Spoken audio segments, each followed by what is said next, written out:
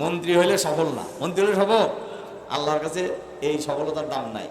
প্রধানমন্ত্রী হলে সফল না, খতিব হলে সফল না, এমপি হলে সফল না, কোটিপতি হলে সফল না। জাহান্নাম থেকে রক্ষা পেয়ে জান্নাতে যেতে পারলে তিনি সফল।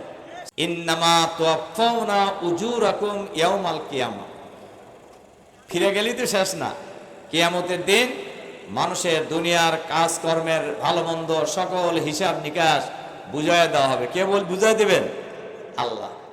ফামান যুহজিহা আনিন নার ওয়া উদখিলাল জান্নাহ ফাকাদ ফাজা।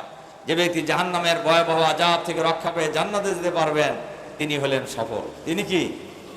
মন্ত্রী হলে সফল না, মন্ত্রী হলে সফল? আল্লাহর কাছে এই সফলতার দাম নাই। প্রধানমন্ত্রী হলে সফল না, খতিব হলে সফল না, এমপি হলে সফল না, কোটিপতি হলে সফল না। জাহান্নাম থেকে রক্ষা পেয়ে জান্নাতে যেতে পারলে তিনি সফল। সুবহানাল্লাহ বলেন না? আমরা সেই জান্নাত চাই, চাই না? আমরা সবাই চাই এখানে থাকুক। সম্মানিত সুধী মণ্ডলী, ভাই এবং বোনেরা, সুতরাং পৃথিবীর মালিক আল্লাহ, আমাদের মালিক আল্লাহ, বাংলাদেশের মালিক আল্লাহ। এখানে আইন চলা উচিত আল্লাহ। কি ঠিক আছে? আল্লাহর আইন চালু করার জন্য আমাদের দেশে কি আল্লাহর আইন আছে? নাই। আল্লাহর আইন চালু করার জন্যই আল্লাহ তাআলা বিশ্ব নবী মুহাম্মদুর রাসূলুল্লাহ সাল্লাল্লাহু আলাইহি সাল্লামকে পৃথিবীতে পাঠিয়েছিলেন। হুয়াল্লাযী আরসালা রাসূলাহু বিল হুদা ওয়া দীনিল হক লিইয়ুযহিরাহু আলাদ দীনি কুল্লি। তিনি সেই মহান সত্তা। কে বলছেন?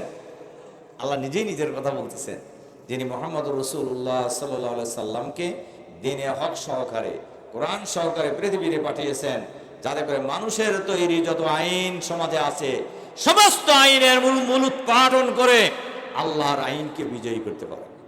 সুবহানাল্লাহ। তাহলে মুহাম্মদ সাল্লাল্লাহু আলাইহি ওয়াসাল্লাম কার আইন বিজয়ী করার জন্য আসছিলেন? আরো চিল্লায় বলেন, কার আইন? আল্লাহর আইন। তাহলে আমাদের দেশে তো আল্লাহর আইন নাই। মুহাম্মদ সাল্লাল্লাহু আলাইহি ওয়াসাল্লাম আমরা নবী মানি। কারা কারা? তারা হাত তুলে দেখি কারা নবী মানি। আলহামদুলিল্লাহ। হাত নামান। কষ্ট দিছি কারণ জানেন, এই হাতগুলি কিয়ামতের ময়দানে কঠিন সময়ে আল্লাহর দরবারে সাক্ষী হিসেবে দাঁড়ায় যাবে ইনশাআল্লাহ। আল্লাহ তোমার এই বান্দারা ঘোষণা দিয়েছিলেন, তোমার নবীকে তারা নবী বলে ঘোষণা দিয়েছেন। সুবহানাল্লাহ। সম্মানিত সুধী মণ্ডলী, ভাই এবং বোনেরা, সেই নবী যদি আল্লাহর আইন বিজয়ী করার জন্য এসে থাকেন, তাহলে আমরা যারা সেই নবীর উম্মত, আমাদের কার আইন বিজয়ী করার জন্য চেষ্টা করা উচিত? আরো ভালো করে বলেন, কার আইন? আল্লাহর আইন। আল্লাহর আইন বিজয়ী করার চেষ্টা করা ফরজ না নফল? দেখেন আল্লাহ তাআলা কোরআন শরীফে কি বলছেন, খুব এইটা বলার পরে শেষের দিকে যাব। নামাজ পড়ার হুকুম কে দিছে? ঠিক আছে কিনা? এই জন্য আমরা নামাজ পড়ি সবাই, তাই না? যে আল্লাহ নামাজ পড়ার হুকুম দিয়েছেন কোরআনের ভাষায়, আন আকিমুস সালাহ, তোমরা নামাজ কায়েম করো।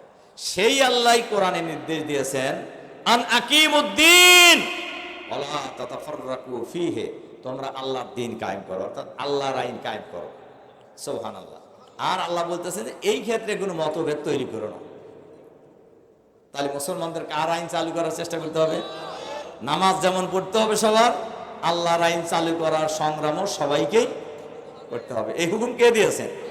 এই যেন আমাদের হুজুর আছেন প্রধান বক্তা, এটা হলো আন আকিমুদ্দিন, এটা হলো আমরের সিগায়, আরবি গ্রামার অনুযায়ী কিসের সিগা? আমরের সিগা, নির্দেশ সূচক। আল্লাহ নির্দেশ দিচ্ছেন তোমরা আল্লাহর দ্বীন কায়েম করো। তাহলে আমি আপনাদের যদি জিজ্ঞাসা করি, আমাদের কার দ্বীন কায়েম করার চেষ্টা করা উচিত? আল্লাহর দ্বীন। এ ব্যাপারে কোনো সন্দেহ আছে? হ্যাঁ? তাহলে আল্লাহর দ্বীন আমাদের এই দেশে নাই, আছে? তাহলে চালু করার নির্দেশ দিচ্ছেন আল্লাহ, কি ঠিক আছে? আর সেই দিন কায়েম করার জন্য আল্লাহর নবী সারা জীবন লড়াই করেছেন, সারা জীবন লড়াই করেছেন, রক্ত দিয়েছেন। অনেক সাহাবা ইকরাম জীবন দিয়েছেন। সাইয়্যিদুশ শুহাদা, শহীদদের নেতা, বীর শ্রেষ্ঠ আমির হামজা, যিনি বিশ্বনবী মুহাম্মদ সাল্লাল্লাহু আলাইহি সাল্লামের আপন চাচা, যাকে শহীদ করার পর কাফেররা তার কলজা বের করে চিবায় ফেলে দিয়েছিল।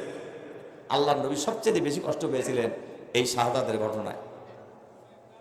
সম্মানিত সুধী মণ্ডলী, ভাই এবং বোনেরা, আল্লাহর আইন এবং সৎলোকের শাসন ছাড়া আমাদের সমাজ থেকে সন্ত্রাস, চাঁদাবাজি, দুর্নীতি, দখলবাজি, খুনাখুনি বন্ধ করা সম্ভব নয়। কি আপনার কি একমত? এই দেশ স্বাধীন হওয়ার পর থেকে অনেক দল আসছে এবং গেছে। দুর্নীতি বন্ধ হয়েছে, সন্ত্রাস বন্ধ হয়েছে, চাঁদাবাজি বন্ধ হয়েছে, দখলবাজি বন্ধ হয়েছে। কেন হয় নাই? সৎলোকের শাসন না থাকার কারণে। সৎলোকের শাসন ছাড়া দুর্নীতি বন্ধ করা যাবে। আর সৎলোকের শাসন যদি চালু হয়ে যায়, আল্লাহ কি বলছে দেখেন, ওলাও আন্না হালাল করা আমানু ওয়াত্তাকাও লা ফাতাহানা আলাইহিম বারাকাতিম মিনাস সামাই ওয়াল আরদ। কোন জনপদের মানুষেরা যদি ইমানদার হয়ে যায় আর সৎলোক হয়, আল্লাহকে ভয় করে চলে, আল্লাহ বলছেন আমি আসমান এবং জমিনের বরকতের ভান্ডার তাদের জন্য খুলে দেবো। বরকতের ভান্ডারের চাবি কার কাছে? লাহু মাকালিদুস সামাওয়াতি ওয়াল আরদ। আসমান এবং জমিনের বরকতের ভান্ডারের চাবি আল্লাহর হাতে। সুবহানাল্লাহ। এটা যদি আমার আপনার জন্য, বাংলাদেশের জন্য আল্লাহ খুলে দেয়, অভাব হবে?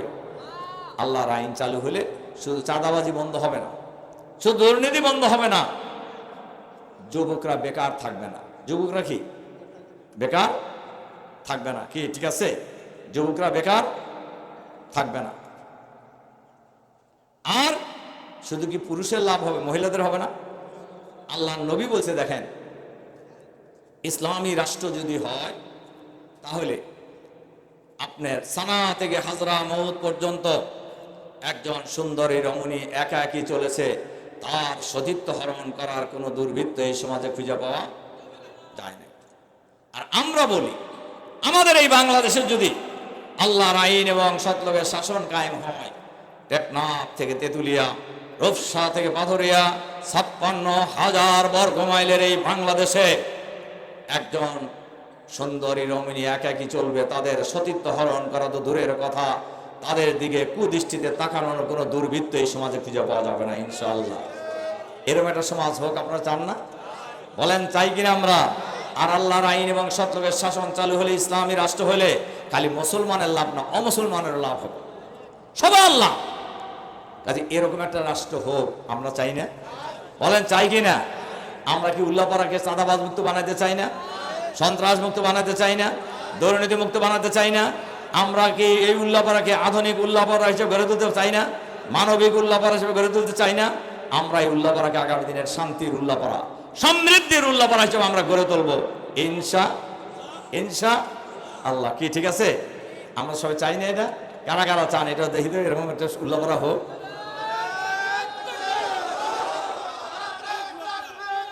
সম্মান যে স্লোগান বন্ধ করেন।